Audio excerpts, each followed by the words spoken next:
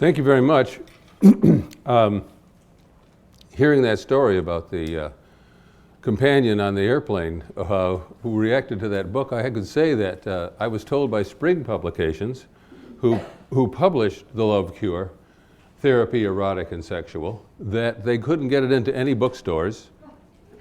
And I was glad, however, to find that the Chicago Institute has long had it as one of their required readings. And I'm very proud of them for that, because even my own institute in Boston recently asked one of the lecturers to take The Love Cure off her bibliography, because they did not want to stir up any discontent among outside observers. So it is a controversial book, and I'm not going to start talking about it right away. I'm going to build up to it for a while. I'd like to start out by saying, however, that it's somewhat of an emotional experience for me to be at the Water Tower branch of Loyola University speaking on romantic love, because this is precisely the place, not this building, but this campus, where it all began for me, where I met a young woman who transformed my life. She went on to marry someone else, of course, but the transformation had been done. And all that I have written about that has to do with the experiences that began at that time and continued on through other relationships. So anyway, romantic love from foolishness to transformation relies fairly heavily on this book, which is the first book.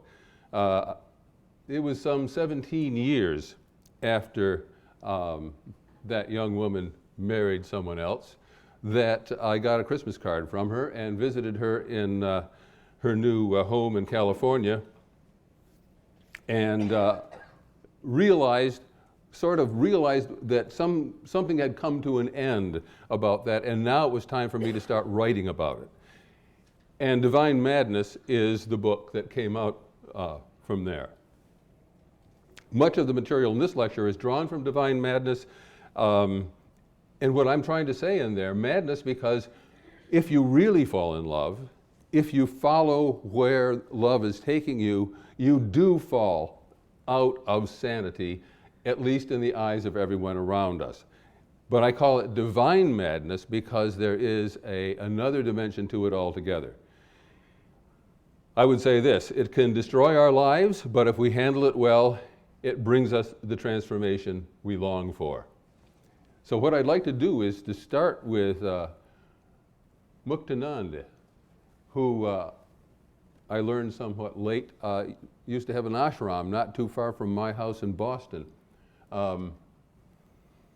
He starts out with a story that's a little bit like mine. A young man came to him and said, "Guru, help me, I've fallen in love, but the girl has married someone else."